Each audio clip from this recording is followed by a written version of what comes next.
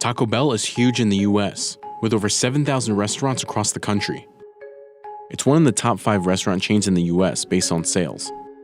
It's not necessarily known for its quality, but believe it or not, Taco Bell has been called one of the healthiest fast food chains.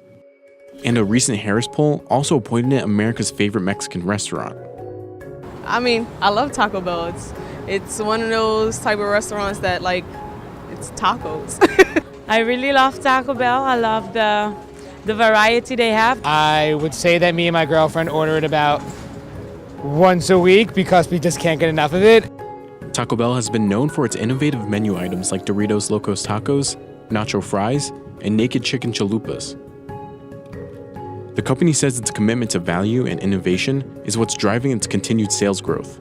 But how many variations of cheap Mexican food can Taco Bell concoct before they run out of ideas? Taco Bell not only competes for fast food dollars with the likes of McDonald's and Burger King, they're also being challenged by many new fresh Mexican chains like Chipotle, Rubio's, Qdoba, and Baja Fresh. Taco Bell is rolling out new strategies to stay ahead of the competition. It launched mobile food ordering, added nationwide delivery, and now sells alcohol at some of its restaurants. You can even get hitched at a Las Vegas flagship restaurant, which has a chapel and a reception area. Taco Bell has become a player in the breakfast business as well, stealing some market share from McDonald's. But the company is also reeling from management shakeups. Much of Taco Bell's recent innovations was initiated under the watch of CEO Brian Niccol. But in 2018, Niccol left the chain to helm one of Taco Bell's biggest competitors, Chipotle. At Taco Bell, he was really kind of the rock star, and Chipotle, they got a really great CEO in poaching him from Taco Bell. And now Taco Bell must continue to innovate without Niccol to make sure they don't fall behind the competition.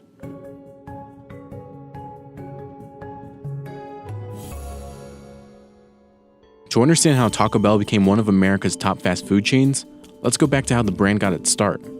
Taco Bell has been a pioneer in fast food since the 1960s. The chain is credited with introducing an Americanized version of Mexican food to the US. The Bell in Taco Bell is named after this man, Glenn William Bell Jr. Glenn Bell was already a fast food veteran by the time he opened the first Taco Bell. Glenn started with a self-service hamburger stand in 1948 in San Bernardino, California. It was just a few miles away from the spot where Dick and Mac McDonald were making fast food history with their burger joint. Glenn introduced tacos at his stand in 1951 and claims to have invented ready-made crunchy taco shells, which made it possible to prepare tacos as fast as McDonald's was making burgers.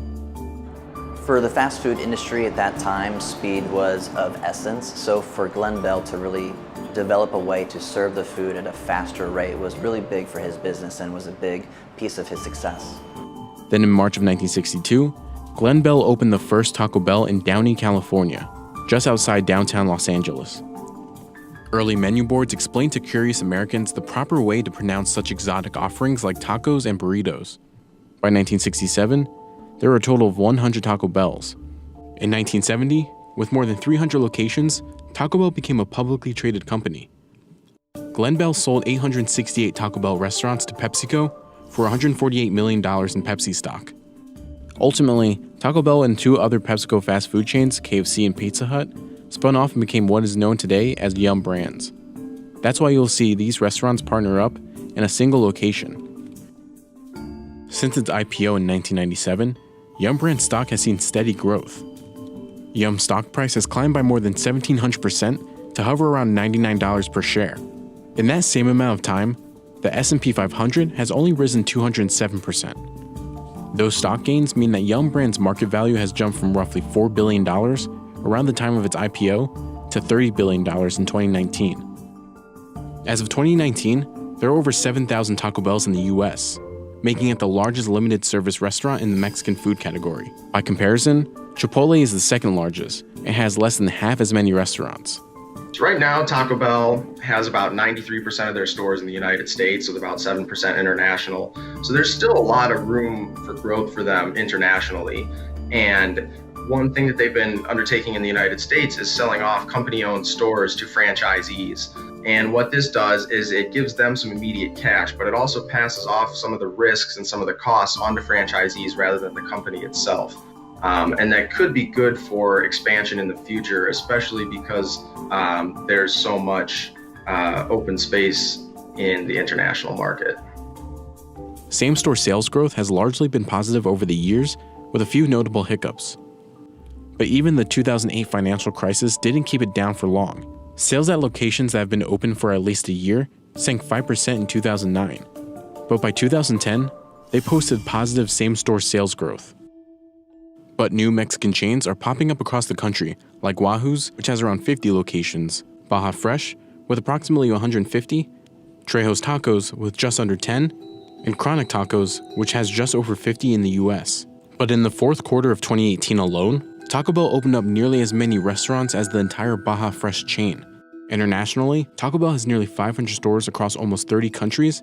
That pales by comparison to some of its biggest competitors. But parent company Yum Brand is looking to double that number by 2022. But Taco Bell has struggled with international expansion in the past. They've tried and failed in Mexico because, well, Mexico already has its own good, cheap Mexican food. They've also entered and pulled out of Dubai and China. As of 2017, the company is moving back into China with a new menu geared toward local tastes. But here in the US, Taco Bell's version of Mexican has become a cornerstone of American fast food. It's the best performer in Yum Brand's portfolio. Pizza Hut has struggled domestically as more customers choose delivery from Domino's instead of sitting down at a Pizza Hut. KFC, a favorite in China, has seen American consumers grow tired of its menu and instead buy their chicken from rivals like Popeyes or Chick-fil-A. Yum CEO Greg Creed recently bragged about Taco Bell's sales figures on the company's earnings call.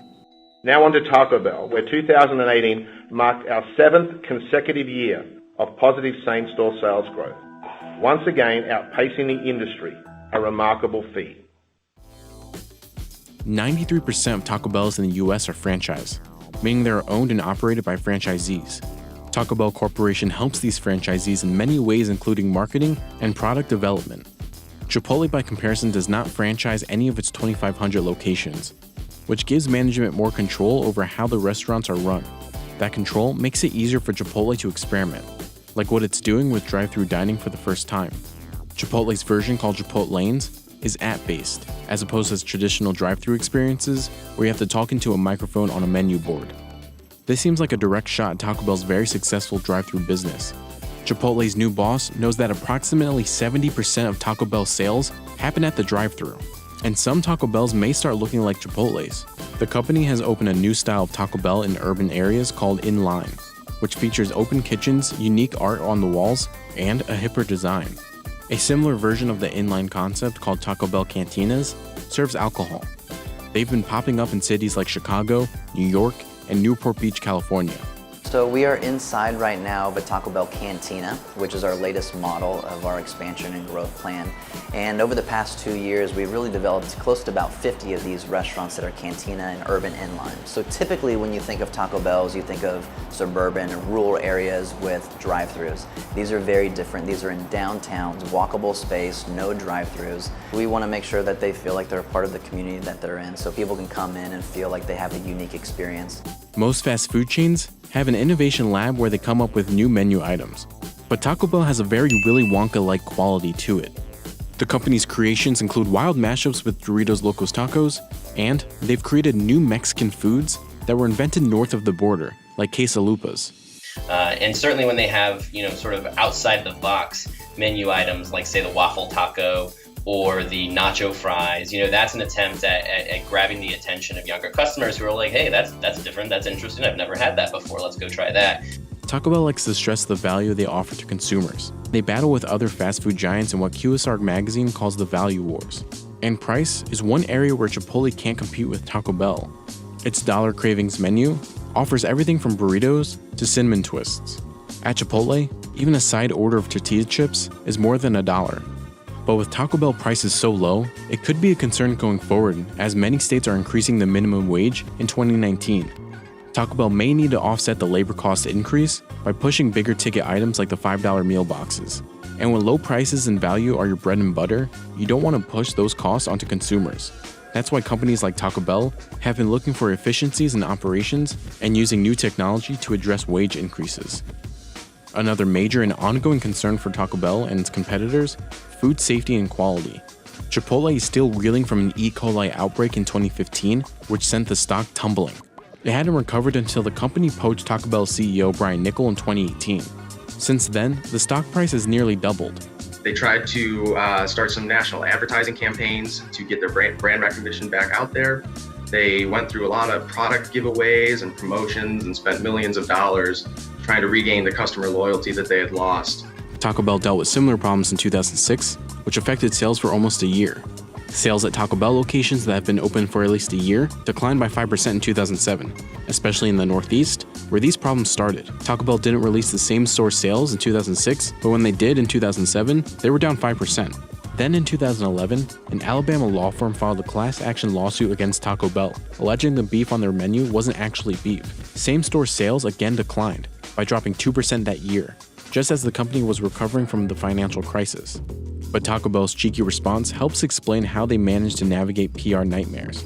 They took out a full-page ad in the newspapers to say thank you for suing us. The ad also explained what's actually in their beef. According to the ad, the meat is 88% beef and 12% secret recipe, which Taco Bell claims keeps it from being boring. It's with that voice that Taco Bell engages with its customers in unique ways. Taco Bell's TV commercial taglines have become popular catchphrases, like Run for the Border, Yo Quiero Taco Bell, and Drop the Chalupa. You're looking at Taco Bell with 7,000 restaurants, almost 11 billion in sales, generating about $460 million for the advertising budget that they can spend annually. That is 3 times the size of what Chipotle spends. So they have a lot of marketing and advertising muscle at Taco Bell to continue to drive home their message. And Taco Bell is able to be in every medium from TV to radio. Chipotle has to do a little bit more picking and choosing. Customer engagement across digital is an important growth driver for Taco Bell, according to the Yum brand CEO. The company added a senior leadership role who will focus on digital and technology strategy. Taco Bell has even offered mobile ordering and payment on its app since 2014. They added a customer loyalty program to the app in 2015. But the competition is catching on.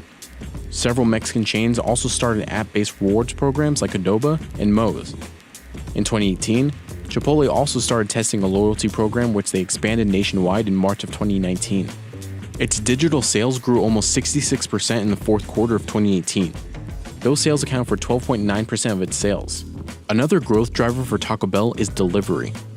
In 2018, Taco Bell made a $200 million investment in the digital food ordering and delivery platform, Grubhub.